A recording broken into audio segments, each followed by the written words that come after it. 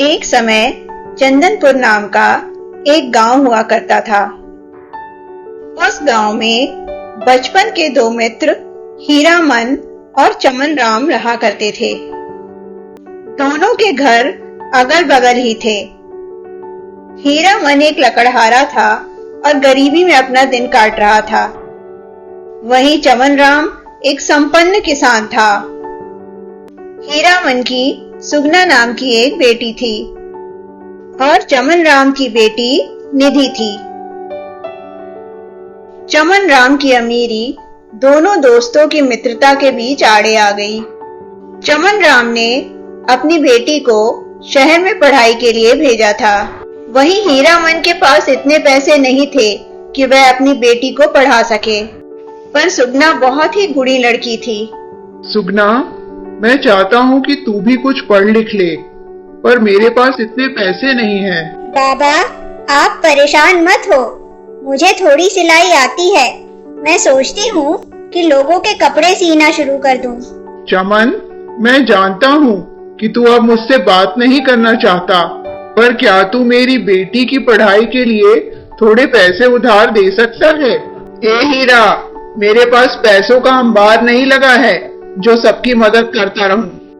हीरामन किसी तरह पैसों का इंतजाम कर ही लेता है और सुगना को पढ़ाई के लिए शहर भेज देता है। इधर निधि भी आगे की पढ़ाई के लिए शहर चली जाती है। इत्तेफाक से दोनों लड़कियां एक ही इंस्टीट्यूट में जाती हैं और दोनों फैशन डिजाइनिंग का कोर्स करती हैं। निधि अपने दोस्तों के सामने सुगना का खूब मजाक उड़ाती है। सुगना क्लास की सबसे होशियार स्टूडेंट थी। वह टीचर के हर प्रश्न का उत्तर बहुत ही आसानी से दे देती थी। निधि, ये क्या प्रोजेक्ट बनाया है? सुगना से सीखो कि प्रोजेक्ट कैसे बनाते हैं। इस बात से निधि को बहुत गुस्सा आ जाता है। वह सुगना को मजा चखाने का सोचने लगती है। बच्चों, अब हाफ ईयरली का एग्जाम होने वाला है, जिसमें तुम लोगों को एक एक ड्रेस डिजाइन करनी पड़ेगी और उस ड्रेस को तुम लोग को बिल्कुल नए ढंग से सजाना है। जो ये काम सबसे अच्छे ढंग से करेगा उसे स्टूडेंट ऑफ द ईयर का खिताब मिलेगा। सारे स्टूडेंट्स अपनी अपनी ड्रेस डिजाइन करने में जुट जाते हैं। निधि चुपचाप से देखने जाती है कि सुगना अपनी ड्रेस को कैसे सजा रही है। इस सुगना की ड्रेस को तो किसी तरह खराब करना ही पड़ेगा, नहीं तो ये बाजी मार लेगी। एक दिन जब सुगना क्लास में नहीं रहती है तो निधि आकर उसका सारा ड्रेस काट डालती है।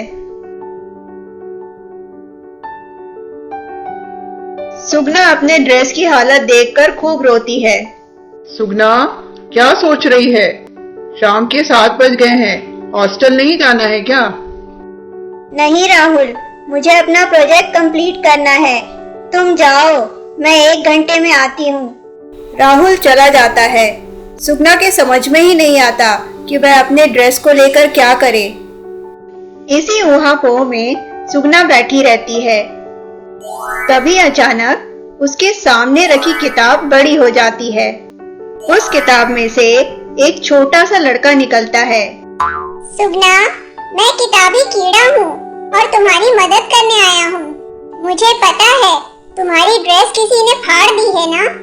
मुझे बताओ, तुम अपनी ड्रेस को किस चीज से सजा रही थी?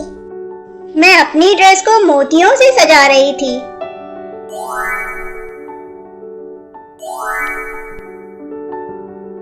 सुगना, ये लो जादुई मोती। इसे तुम जिस भी ड्रेस पर सजाओगी वह जादुई ड्रेस बन जाएगी। और किताबी कीड़ा वापस चला जाता है।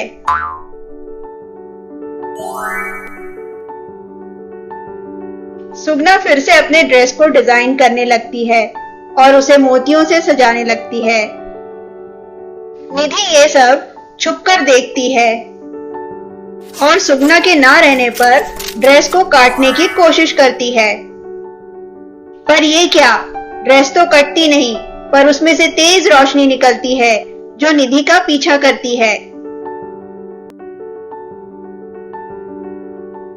सुगना, मुझे माफ कर दो, मुझे इस रोशनी से बचाओ। ओ जादुई रोशनी, कृपया निधि को माफ कर दो और वापस चले जाओ। सबसे सुंदर ड्रेस सजाने की वजह से सुगना को स्टूडेंट ऑफ द ईयर का खिताब मिलता है, जिसे देखकर उसके बाबा बहुत खुश होते हैं। सुगना गांव में ही अपना एक बुटीक खोल लेती है, जिससे धीरे धीरे उसकी बहुत अच्छी कमाई होने लगती है। सुगना की तरक्की देखकर दोनों बाप बेटी अपना सा मुंह लेकर रह जाते हैं। अपनी कमाई से सुगना एक बड़ा घर खरीदती है, जिसमें दोनों बाप बेटी खुशी खुशी रहने लगते हैं।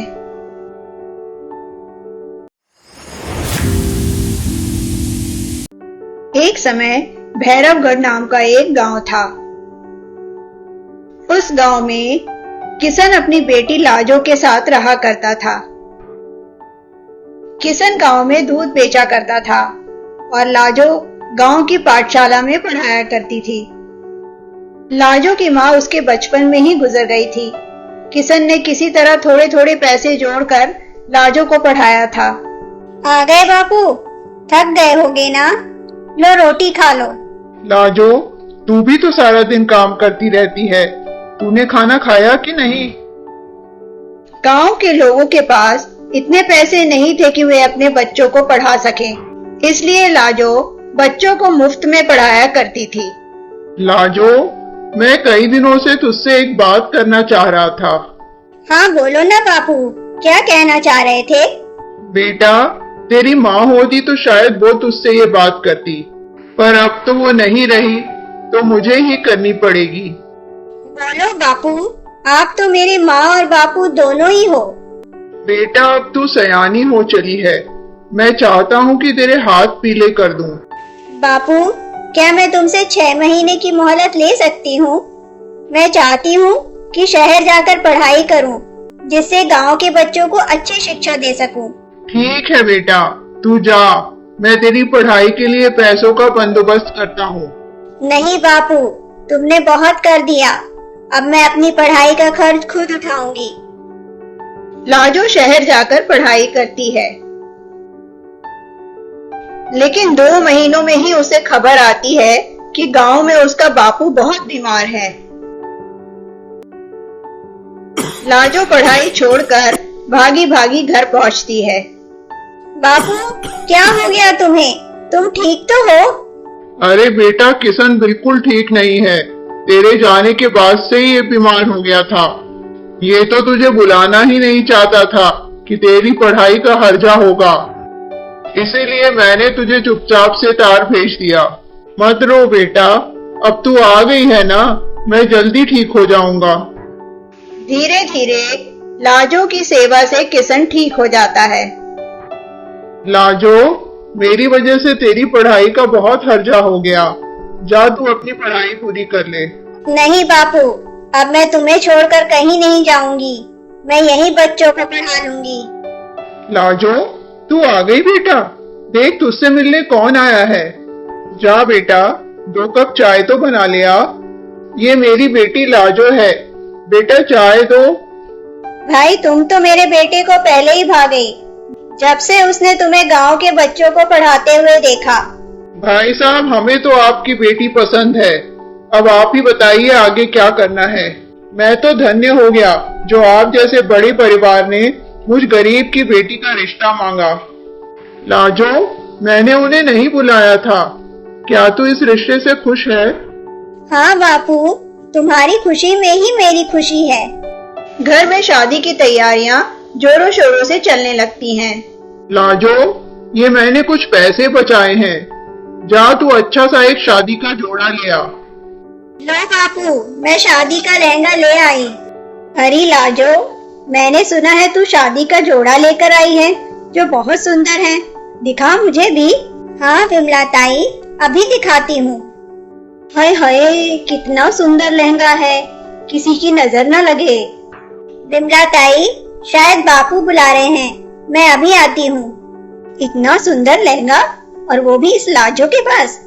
ये तो मेरी बेटी के लिए बना है, पर क्या करूँ, मैं इसे चुरा तो नहीं सकती। ऐसा करती हूँ, इसे खराब कर देती हूँ। विमला लहंगे में तेल गिरा देती है समय पंख निकाल के फुर्र हो जाता है। शादी का दिन आ जाता है। लाजो तैयार होती है। लाजो, तैयार हुई कि नहीं? जल्दी तैयार हो जा बेटा, बारात बस 1 घंटे में आने ही वाली होगी। हाँ बापू, मैं तैयार ही हूँ, बस लहंगा और पहन लूं। अरे बापू, ये लहंगे में काला दाग कैसे लग गया? बापू, ये सब मेरी ही गलती है, मैंने ही लहंगा संभाल के नहीं रखा। तू चुप हो जा बेटा, अब तो समय भी नहीं है दूसरा जोड़ा लाने का, और बारात आने का समय भी हो गया है। ले लाजो, ये तेरी माँ का संदूक है, इसमें उसकी शादी का जोड़ा है, हो सके तो तू इसे पहन ले। ठीक है बापू, आप बाहर जाओ, मैं अभी माँ का जोड़ा पहन कर आती हूँ। अरे ये क्या, माँ के जोड़े को भी चूहों ने कुतर लिया है। हे भगवान, कुछ करो, नहीं तो मेरे बेचारे बापू शर्म से ही मर जाएंगे। ऐसा कुछ भी नहीं होगा लाजो, धैर्य रख बेटा। मम्मा, तुम यहाँ कैसे आई? बेटी मुश्किल में हो और माँ ना आए, ऐसा कभी हो सकता है? ले बेटा, मैं तेरे इस ब्राइडल लहंगे को जादुई लहंगा बना देती हूँ, जो मेरी तरह तेरी हर मुसीबत में साथ देगा। जा बेटा, जल्दी से तैयार हो जा, बारात आ गई है। सदा खुश रहना। लाजो जादुई ब्राइडल लहंगा पहनकर बाहर आती है और उसकी शादी बड़े धूमधाम से एक मंदिर में हो जाती है। नमस्ते दोस्तों, मेरा नाम है सोनिया। कहानियाँ हमारे जीवन का आईना होती हैं, जिससे हम बहुत कुछ अच्छा सीख सकते हैं। अगर आपको मेरे चैनल माय टेल टून की कोई भी कहानियाँ अच्छी लगती हैं, तो प्लीज प्लीज प्लीज मेरे चैनल को जरूर सब्सक्राइब करें। और भी बहुत अच्छी कहानियाँ मिलेंगी आगे। धन्यवाद।